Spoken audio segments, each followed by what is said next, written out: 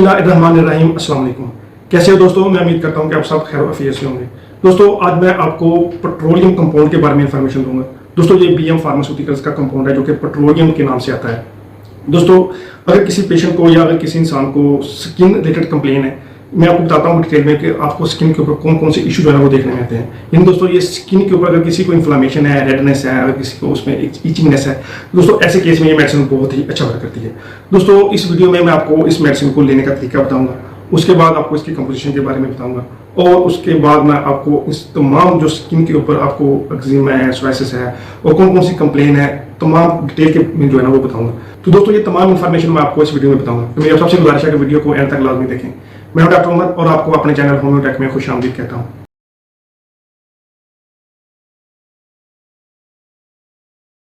दोस्तों आज मैं आपको बीएम फार्मास्यूटिकल्स का जो 7 नंबर का कंपाउंड है उसके बारे में इंफॉर्मेशन दूंगा। दोस्तों ये एक पेट्रोलियम कंपाउंड के नाम से जो मेडिसिन जो है ना वो ड्रॉप आता है। दोस्तों मैं आपको साइड पे पिक लगा दूंगा, आप देख रहे होंगे। दोस्तों ये जो मेडिसिन है ये हमारी स्किन की आइलमेंट की बहुत ही अहम मेडिसिन है। यानी अगर किसी पेशेंट को स्किन के ऊपर किसी किस्म की रेडनेस है, सोराइसिस है, फंगल इन्फेक्शन है, एक्जिमा है या फिर इसमें जो ना पिंपल्स हैं या फिर वास्ट का इशू देखने में आता है, यानी मुख्तलिफ किस्म के जो स्किन के ऊपर इन्फ्लामेशन है, रेडनेस है, स्कार्स हैं, तो दोस्तों ऐसे केस में ये मेडिसिन बहुत ही अच्छा वर्क करती है। दोस्तों सबसे पहले मैं आपको बताता हूँ कि हमारी स्किन के ऊपर कौन कौन से इशू जो है ना वो देखने में आते हैं और ये किस तरह ये मेडिसिन जो है ना इन तमाम इशू को जो है ना वो बहुत ही अच्छी तरीके से बिना कहीं साइड इफेक्ट के जो है ना वो सॉल्व करती है। दोस्तों ऐसे लोग या फिर ऐसे पेशेंट जिनका इम्यूनिटी लेवल बहुत ही लो हो या फिर ऐसे बच्चे जिनका इम्यून सिस्टम जो कुफ्ते मुताबिक होती है वो भी डेवलप ना हुई हो, दोस्तों उनके स्किन के ऊपर जो है ना सबसे पहले अगर किसी पेशेंट को स्किन के ऊपर जो है ना एक एलर्जन का सिम्टम देखने में आता है, यानी पेशेंट है या बच्चा है वो किसी भी एलर्जन के कॉन्टैक्ट में आने की वजह से उनका जो कुफ्ते मुताबिक होता है जो इम्यून सिस्टम है वो हाइपर एक्टिव हो जाता है। तो दोस्तों हाइपर एक्टिव होने की वजह से जो पेशेंट है उसको जिस्म के मुख्तलिफ जो जगहों के ऊपर जो है ना एक रेडनेस है, एक फ्लैक्स जो है ना वो देखने में आते हैं, उसमें शदीद इचिंगनेस का सिग्नल देखने में आता है। दोस्तों ऐसे केस में भी ये मेडिसिन बहुत ही अच्छा वर्क करती है। और उसके बाद दोस्तों अगर किसी बच्चे को या फिर बड़े को स्किन के ऊपर जो है ना एक्जिमा का इशू जो है ना वो देखने में आता है। एक्जिमा एक क्रोनिक कंडीशन होती है जिसमें पेशेंट को स्किन के ऊपर जो है ना एक रेडनेस होती है, एक इचिंगनेस का सिम्टम देखने में आता है और उसके साथ पेशेंट को स्किन के ऊपर जो है ना एक रैशेस जो है ना उसकी जो नमूदार जो है ना वो होते हैं। यानी पेशेंट बहुत ज्यादा इरिटेशन फील करता है, हेजिटेशन फील करता है किसी के सामने जाते वक्त, यानी ऑल टाइम पेशेंट जो है ना स्किन के ऊपर इचिंगनेस, खारिश जो है ना उसका सिम्टम देखने में आता है और उसके साथ दोस्तों स्किन के ऊपर बहुत ज्यादा रेडनेस देखने में आती है और उसके साथ बहुत ज्यादा रैशेस जो है ना वो देखने में आते हैं। दोस्तों ऐसे केस में भी ये मेडिसिन बहुत ही अच्छा वर्क करती है। और दोस्तों उसके बाद अगर किसी बच्चे को या फिर अगर किसी बड़े को स्किन के ऊपर डर्माटाइटिस का इशू जो है ना वो देखने में आता है। दोस्तों डर्माटाइटिस भी एक क्रोनिक स्किन की इन्फ्लामेटरी कंडीशन होती है जिसमें पेशेंट को स्किन के ऊपर रेडनेस, इचिंगनेस और के साथ जो है ना स्केयर की फॉर्मेशन जो है ना वो देखने में आती है। तो दोस्तों ऐसे केस में ये डर्माटाइटिस में भी बहुत ही अच्छा वर्क करती है। दोस्तों उसके बाद अगर किसी को स्किन के ऊपर जो है ना एक्नी या फिर पिंपल्स का इशू जो है ना वो देखने में आता हो, दोस्तों पिंपल्स होते हैं अगर किसी को जो हमारे फॉलिकल्स होते हैं जो हमारे जो फेस होता है उसके नीचे जो स्पीचेस ग्लैंड होते हैं जो कि सीबम पैदा करते हैं, जो एक आइली होता है। दोस्तों अगर उस आइल में किसी किस्म की बैक्टीरियल इन्फेक्शन की ग्रोथ की वजह से जो स्किन के ऊपर बम्प्स जो है ना बॉयल जो है ना वो बन गए हो, दोस्तों ऐसे केस में भी ये मेडिसिन बहुत अच्छा वर्क करती है। और उसके साथ दोस्तों ये एक्नी यानी स्किन अगर किसी की स्किन के जो सेल है वो डेड हो गए हो, उसमें एक ब्लैक हेड्स जो है ना वो देखने में आते हो, व्हाइट हेड्स जो है ना वो देखने में आता हो, दोस्तों ऐसे केस में भी ये मेडिसिन जो है ना बहुत ही अच्छा वर्क करती है।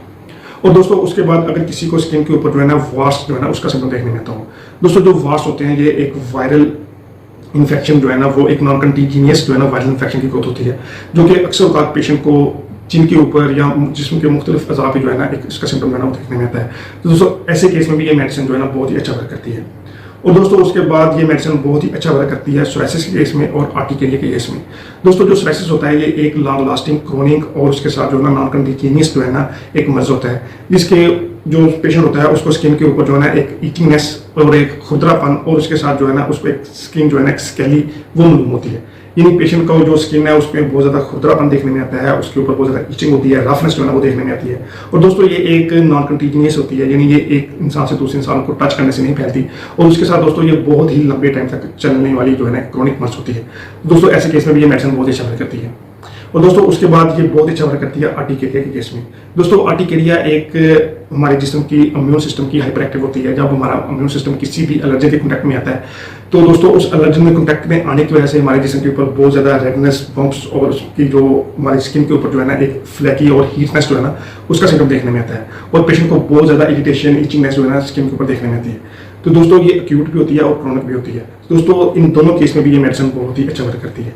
तो दोस्तों ये जो होम्योपैथी की पेट्रोलियम कंपाउंड है जो कि 7 नंबर का बीएम फार्मास्यूटिकल का आता है, ये हमारे स्किन की आईमेट की बहुत ही अहम मेडिसिन है। यानी हमारे स्किन के ऊपर अगर किसी को सोराइसिस का इशू है, एक्जिमा का इशू है, पिंपल्स का है, डर्माटाइटिस का है, या फिर वार्स का है, एक्नी का है, या फिर जो है ना आर्टिकेरी का इशू है, या फिर किसी को स्किन की एलर्जी है, तो इन तमाम केसेस में ये मेडिसिन बहुत ही अच्छा वर्क करती है। तो दोस्तों ये मेरे हाथ में जो है ना एक पेट्रोलियम कंपाउंड है जो कि बीएम फार्मास्यूटिकल्स का 7 नंबर का कंपाउंड है।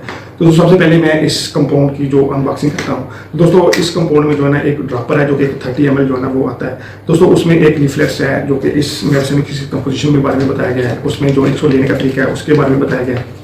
अब दोस्तों मैं आपको इस मेडिसिन की कंपोजिशन के बारे में बताता हूँ कि इस कंपाउंड में कौन कौन सी मेडिसिन डली हुई है जो कि बहुत ही अच्छी तरीके से पेशेंट को स्किन के ऊपर जो है ना इन तमाम जो स्किन की जो डर्माटाइटिस हो, एलर्जन हो, तमाम किस्म में पेशेंट को क्योर करती हैं। तो दोस्तों सबसे जो पहली मेडिसिन इस कंपाउंड में डली हुई है वो है इकिनेशिया।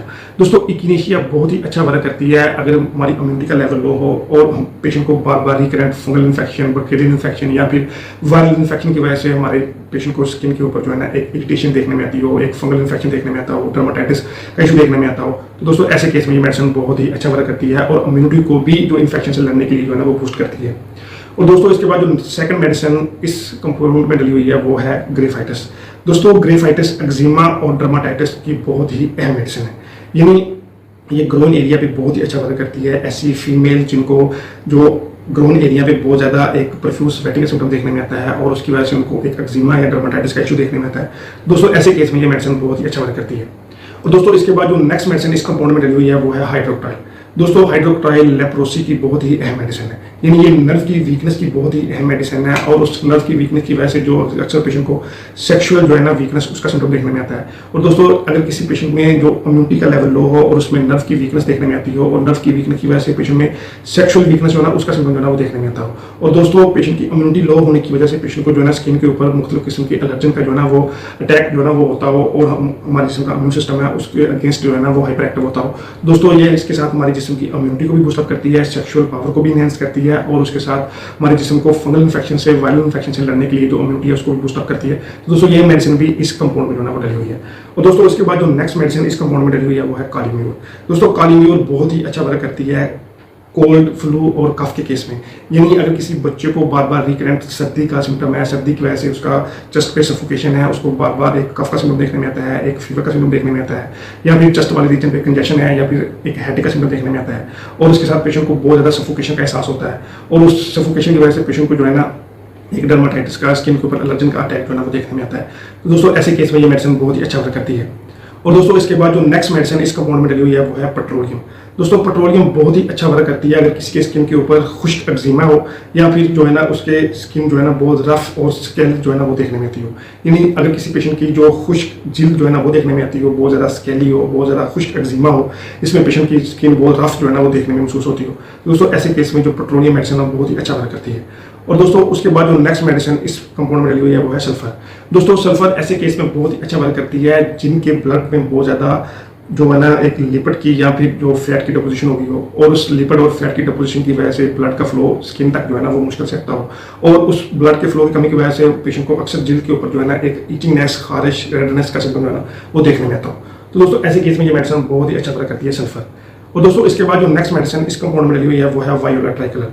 दोस्तों वायोला ट्राइकलर बहुत ही अच्छा वर्क करती है एक्नी के केस में, ब्लैक हेड्स के केस में, और अगर किसी को स्किन के ऊपर येलो क्रस्ट जो है ना उसकी फॉर्मेशन देखने में आती हो तो ऐसे केस में ये मेडिसिन बहुत ही अच्छा वर्क करती है। यानी जो हमारी स्पीसीज ग्लैंड होते हैं, अगर किसी के स्वीपर में बैक्टीरिया की ग्रोथ होगी हो और उसमें एक बम्पर स्ट्रक्चर जो है ना फेस के ऊपर देखने में आती हो तो दोस्तों उसमें एक एक्नी जिसे हम कहते हैं या फिर एक बॉयल जो है ना उसकी फॉर्मेशन देखने में आती हो, दोस्तों ऐसे केस में ये वायोला ट्राइकलर बहुत ही अच्छा वर्क करती है।